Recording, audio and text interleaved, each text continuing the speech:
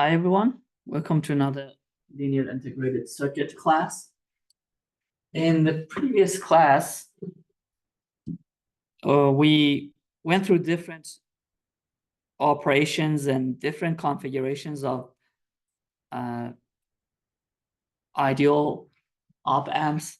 We solved a few problems on the cascaded operational amplifier.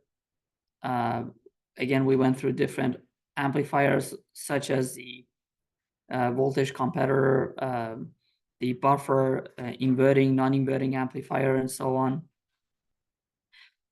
There are different properties and parameters of op amps. Today, I would first start with solving a few exercise and a few practice problems.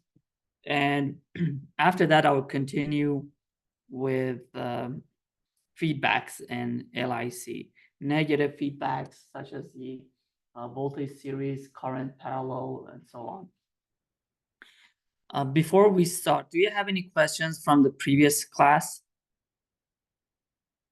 No? Okay. So let's start with a few practice problems because some of you reached to me and asked questions. I think it's better to solve a few more questions to be able to better understand the concepts. So first question, imagine we have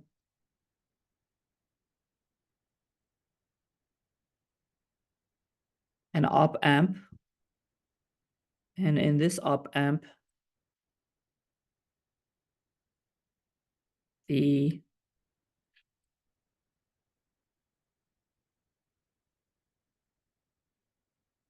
negative input is connected to a 12 ohm, 8 ohm, and also another resistor called R1 here. And let's draw this over. So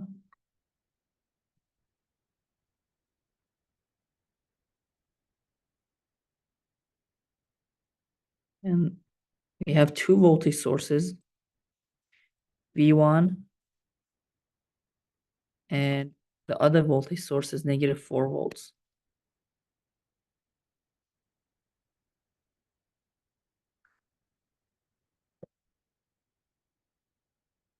Okay. The first question is that we want to determine the value of R1 that will cause the output voltage V out to be 0. So what will R1 be to cause V out to be equal to 0?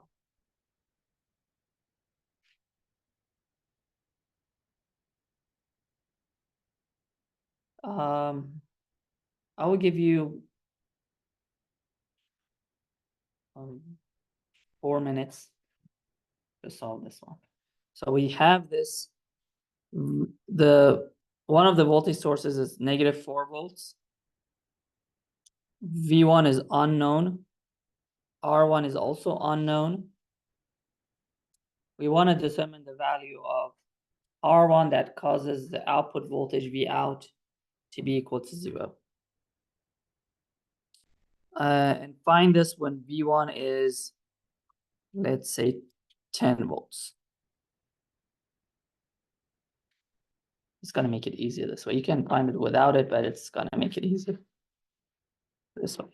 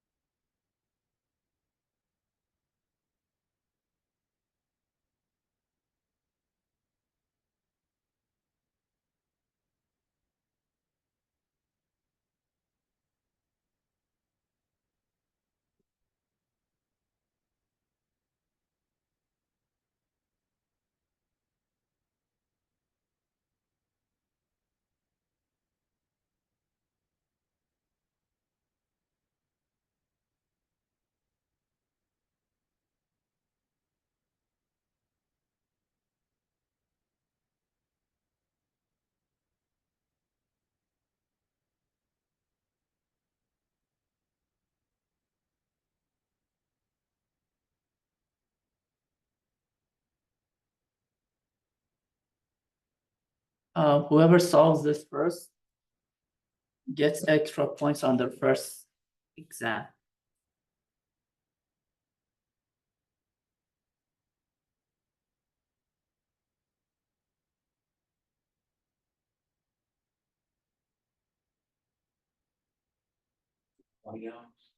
Perfect, yes. Yep. Remind me to give you extra points on the first.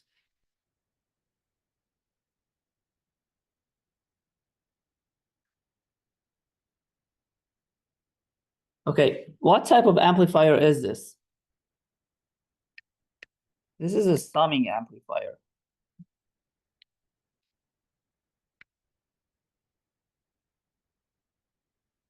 Okay, for a summing amplifier,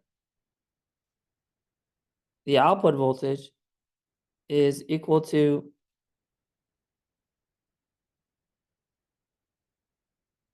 negative RF, which is the feedback resistor, over R1 VA minus RF over R2 times VB. VA minus RF R2 VB. Okay.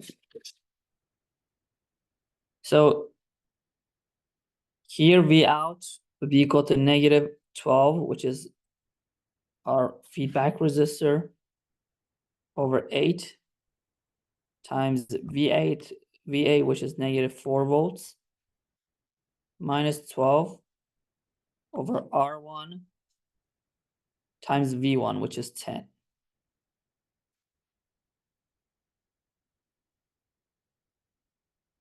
So 12 times 4, 48, positive 48, or you can just divide that. So it's going to be 6, 6 minus 120 over R.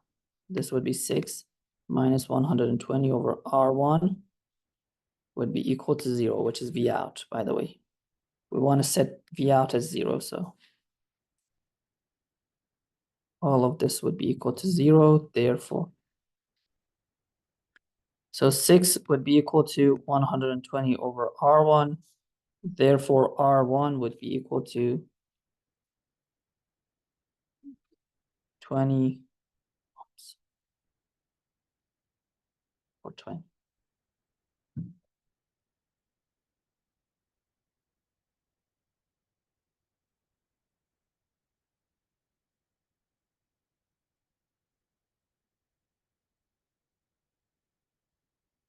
Did you write it down?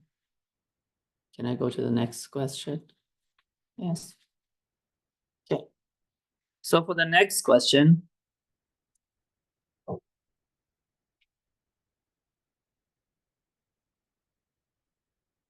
we have an operational amplifier.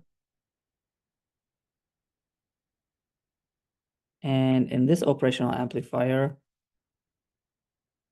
the negative input is connected to a 5 ohm and a 12 ohm resistor, which are then connected to the ground.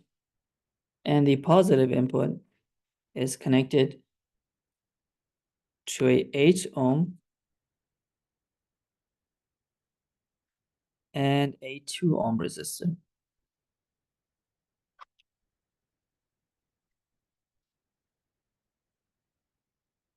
And that is connected to a voltage power supply. And we want to determine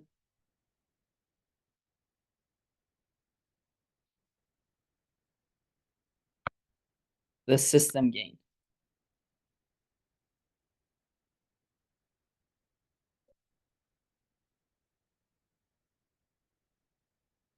Which is V out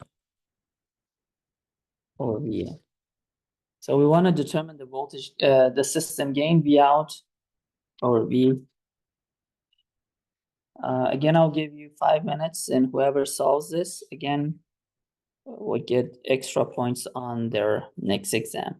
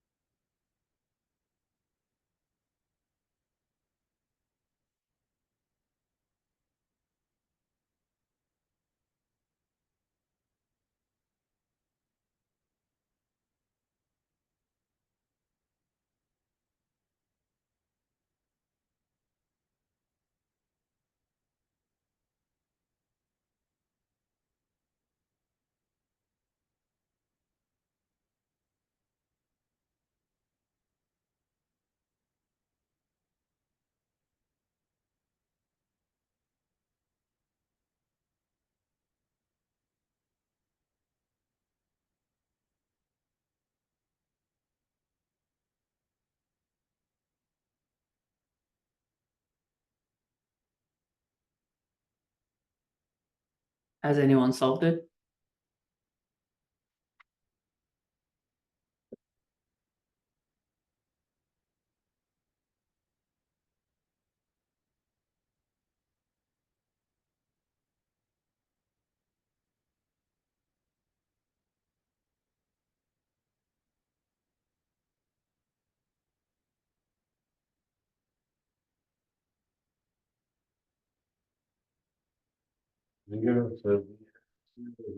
No, you just have to find the gain V out over Vn. You don't need to know Vn. You just need to know the ratio, so you don't need to know Vn.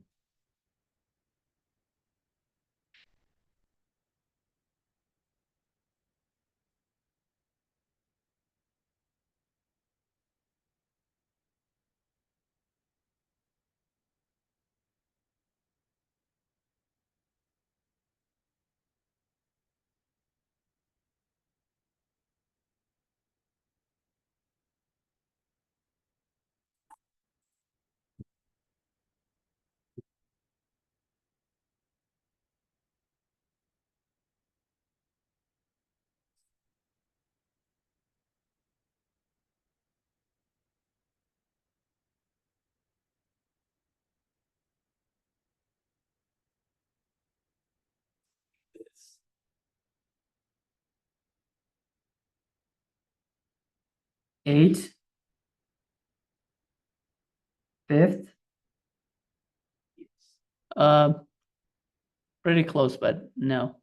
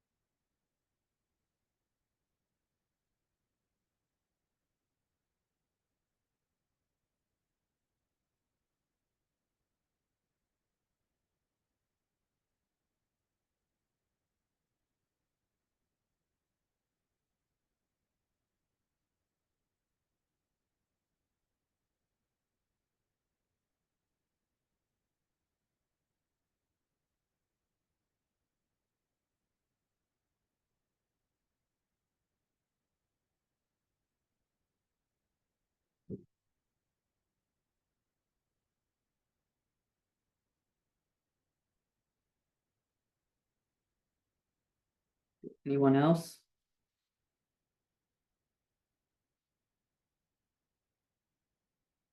Has the answer? I'm sorry? 13 minutes.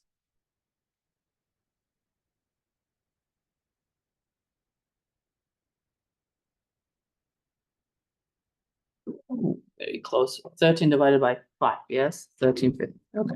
Very, very close. So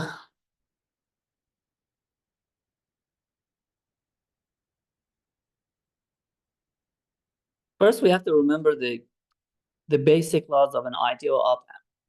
For an ideal op amp, V positive is equal to V negative, and the input current is always equal to 0.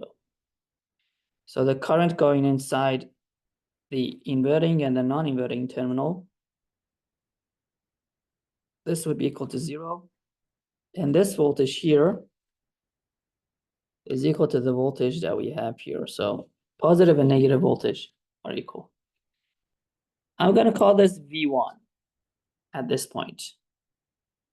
And since we don't have any currents going into the op amp, then I can find this V1 and find the relation of V1 to Vn. How can I find V1?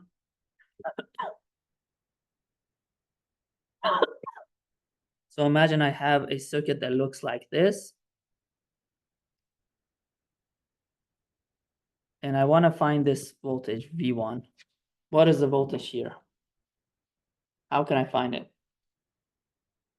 And this is 2 and this is 8. I can simply use a KVL. That's one way. But the easier way to find V1 is to use voltage divider. Okay. So using a voltage divider, V1 would be equal to Vn, or the source voltage, times the 8 ohm over, so V1 times 8 over 2 plus 8.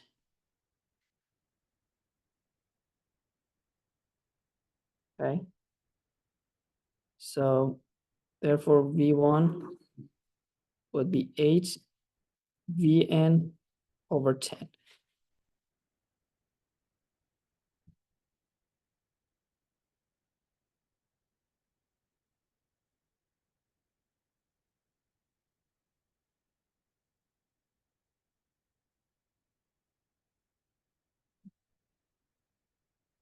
And what is V out equal to?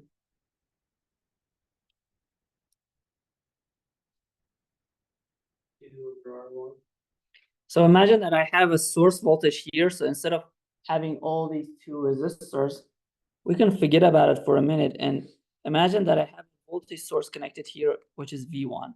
Yes. So I replace that voltage divider with a voltage source. Okay. So imagine I don't have that part and I just have this voltage source connected to this. Now, what type of amplifier is this? If the positive is connected to a V1, which is 1/10 of Vn, and the negative is connected to two resistors and a ground feedback. What type of amplifier is this now? It's going to be a non-inverting amplifier. Why? Because the input is connected to the non-inverting input. It's a positive input. Okay. So what is the gain for a non-inverting input? It's Vn, which here it's V1 times 1 plus R2 over R1, which R2 is the 12 ohm and R1 is the 5 ohm. And what was V1?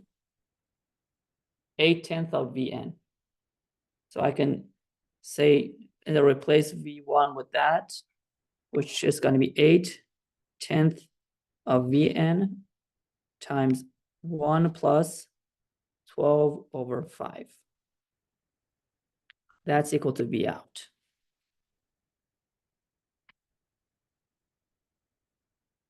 So V out over Vn would be 1/10 times 1 plus 12 over 5,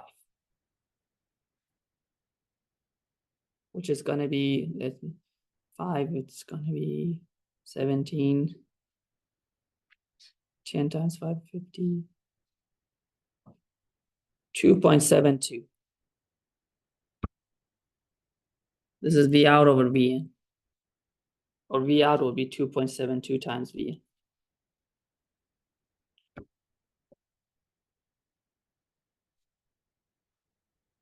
So first thing we did, we found the voltage connected to the positive, and you can just erase all of that and assume that I already have a V1 connected here. And this V1 is equal to 1/10 of Vn. And then I can use this as a non-inverting amplifier and find the total gain. Is it clear? You want me to solve another one, or do you want me to jump to the feedbacks? I think it's better to start with the with the feedback. And I'll solve more practice problems and I'll post some work set. It's gonna help you with this, but don't, as long as you use the principles, V positive is equal to V negative, and the input current equal to 0, just simply by using KVL, KCL, voltage divider, something like that, you can easily solve the problem. Okay. Let me see. I can. So feedback in op amps. Why do we need feedbacks in op amps? Again, a quick review of the op amps. What we had, 3 main operations of op amp. We had inverting, non-inverting amplifier, and difference amplifier. For a non-inverting amplifier, the input is connected to the positive end or the non-inverting, and for an inverting amplifier, the input was connected to the inverting input or the negative. For an inverting amplifier, the gain is negative R2 or R1. For a non-inverting amplifier, the gain is 1 plus R2 over R1.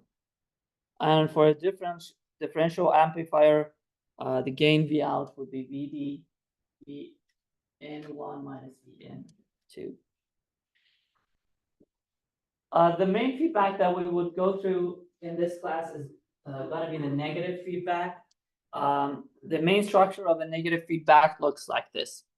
We have the amplifier, which here is shown with A, our op amp. And then we have a feedback, which could be a resistor, could be another op amp. And the feedback gets its input signal from the output of the op amp and feeds it back into the input of the op amp. So the input of the feedback is the output of the amplifier, and the output of the feedback is the input of our amplifier. And there are some benefits with feedback system. The main benefit of a feedback system is that we can smooth out the gain and we have control over the gain. Without the feedback, if we go back to the inverting and a non-inverting amplifier, if we don't have that feedback, the resistor in the feedback, the gain of an ideal op amp or any practical op amp is close to infinite, okay? And we learned that if you have an infinite op amp gain, it's gonna put the output in saturation mode. So you're gonna have a input which is sinusoid, for example, and if you give it, for example, to a op amp, directly to an op amp, imagine this, one of the inputs are connected to the ground, which doesn't have any feedback, you're gonna most certainly have a saturated square signal in the output. So what happens here is you have, for example, an audio signal or a image signal or whatever, and you have completely altered the shape of the signal. You're going to have a microphone, you record something, and in the output connected to the speaker, you're not going to even recognize what you've created. So it's going to alter the signal, it's going to create distortion, and it's not desirable. We're going to create harmonics. Again, it's going to create extra noise. It's not desirable. But we can reduce the effect of the distortion or the total harmonic distortion by simply adding a feedback to the system. So simply by adding this resistance, we can control the gain. Now, the gain could be, for example, or in this particular case, could be 1 plus R2 over R1. If we have a fixed R1 and if we have a potentiometer that we can control R2, simply by controlling R2, we can control the total gain. So increasing the R increases the gain, decreasing the R decreases the gain. And this is exactly what happens in these older audio amplifiers, the ones that you have on a car stereo system. It has usually a knob, the older ones, and that knob is actually a potentiometer, a pot. And by controlling that potentiometer, you can control the output gain or the amplitude of the signal. Therefore, you can control the volume. So you're going for something that you don't have no control of. Simply adding a resistor, you can have control over its gain, and also the most important part, we have control over its frequency. And we're going to learn more about the frequency response in the gain bandwidth product section. So what happens is when the op amp doesn't have any feedback, it has a huge gain, but it has very limited frequency response. So this is going to be the frequency response. We have two cutoff frequency, the low cutoff frequency, I'm going to call it FL and FH, or F1, they call it sometimes F2. So this is with no feedback.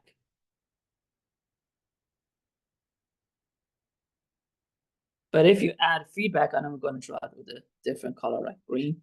If you're going to add feedback, you're going to decrease the gain. So the first one had a high gain. This is the gain A, B. But the second one has lower gain, but it has a wider frequency response. Again, FH and FL, and this is the frequency response.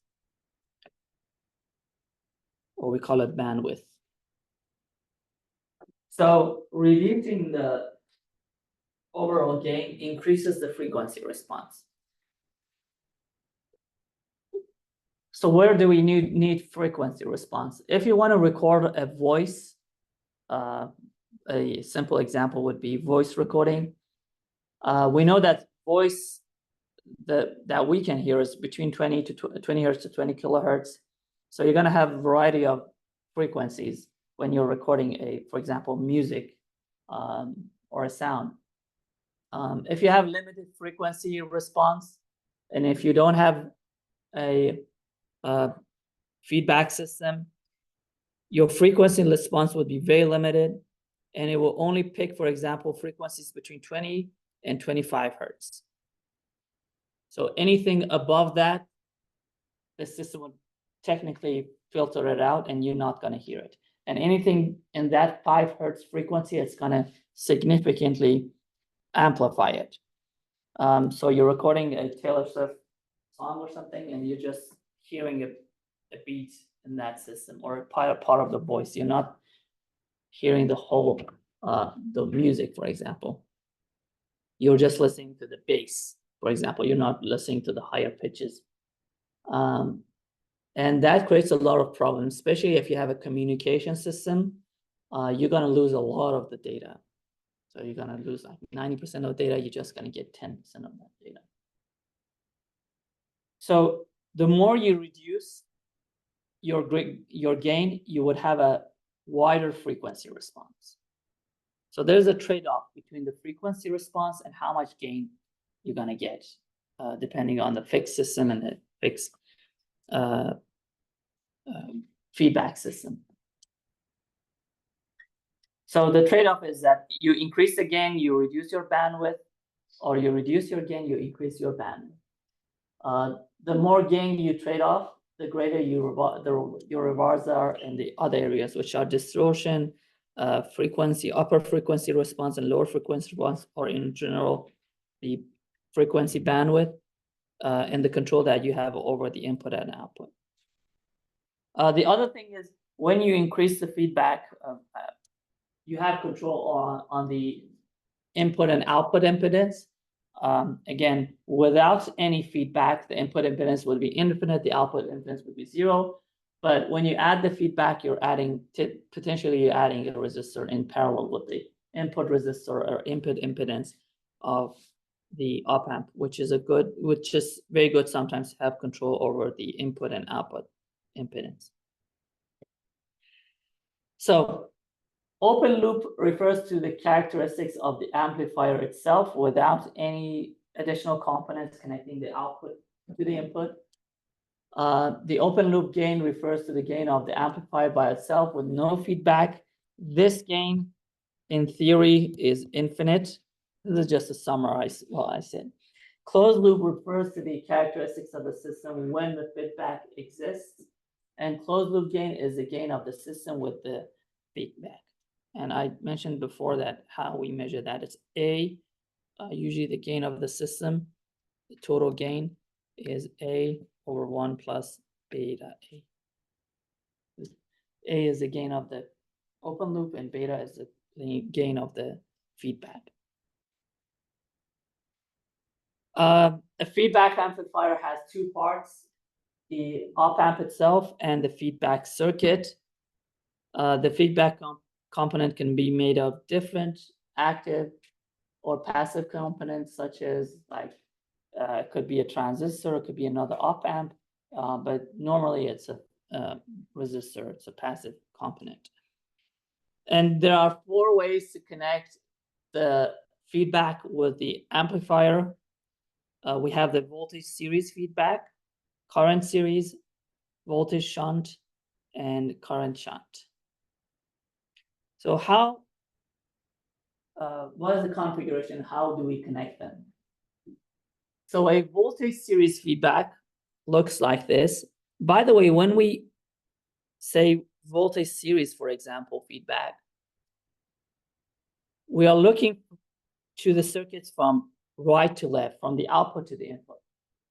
Because we are looking at the feedback, we want to see what is the feedback getting as an input and what is it giving at the output. So we're actually looking in this direction. So in this direction, if I look, the feedback is connected in parallel. And when we connect something in parallel with a circuit, we are measuring its voltage, because everything, when they are connected in parallel, they share the same voltage.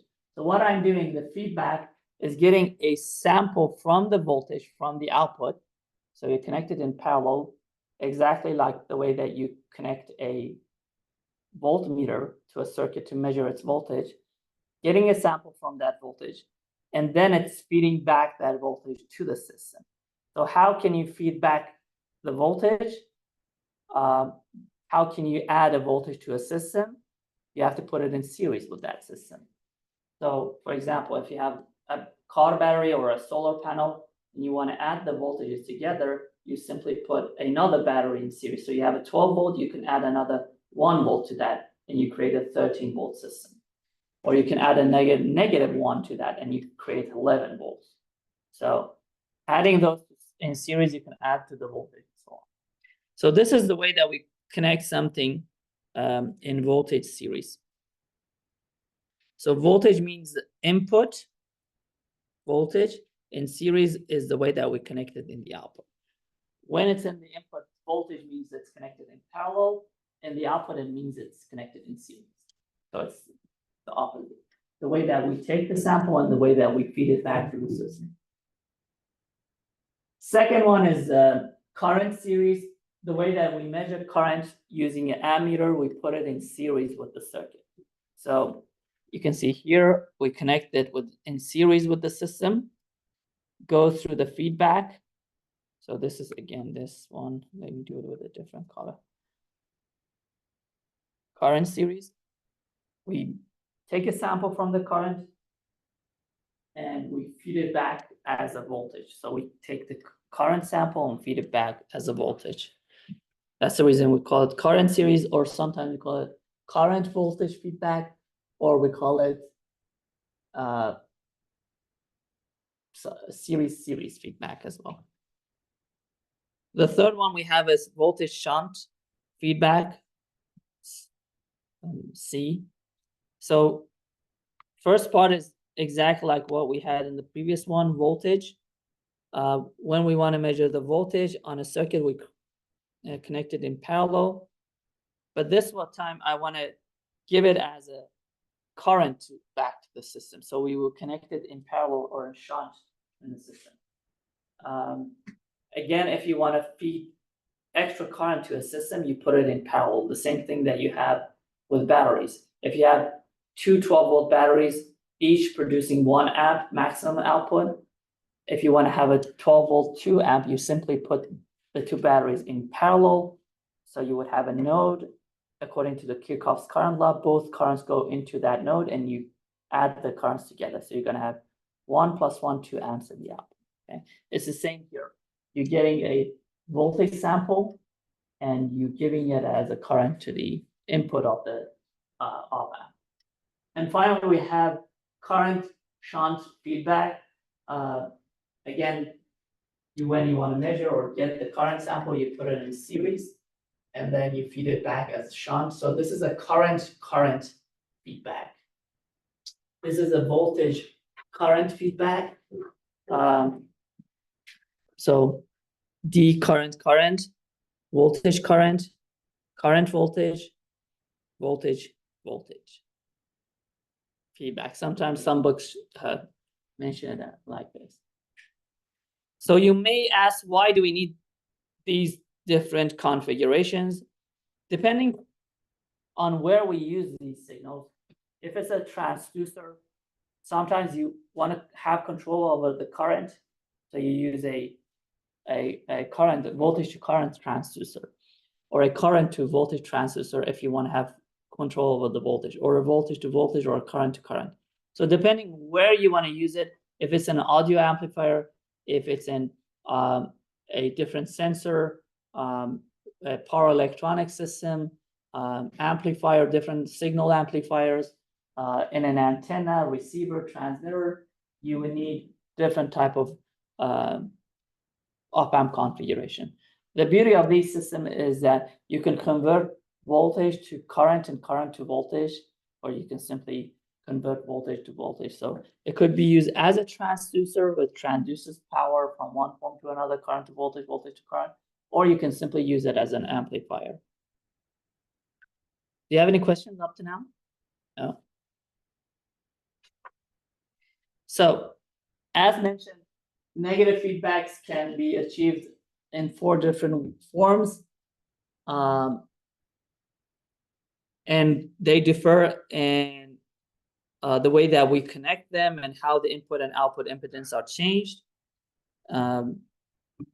We have 2 choices in the input and 2 choices in the output. Therefore, we have 4 choices in total. We can connect them in input in series or shunt, or in the output in series or shunt. So we would have 4 different combinations. So we can do it in the output in serial or parallel, and the input also as series and parallel. Therefore, we have 4 different possibilities. A high input impedance is desirable for maximum voltage transfer, whereas a low impedance is required for maximum current. So sometimes we need the voltage series, sometimes we need the current shunt, for example.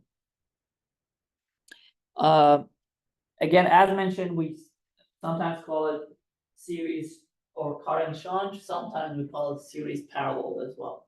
This is an example of a system which is connected. The feedback is connected actually in parallel series. So this is the other way, but the system is series parallel. But the way that this is connected, we can see that we have the input going into the op-amp itself, and we have a feedback, which could be a passive element.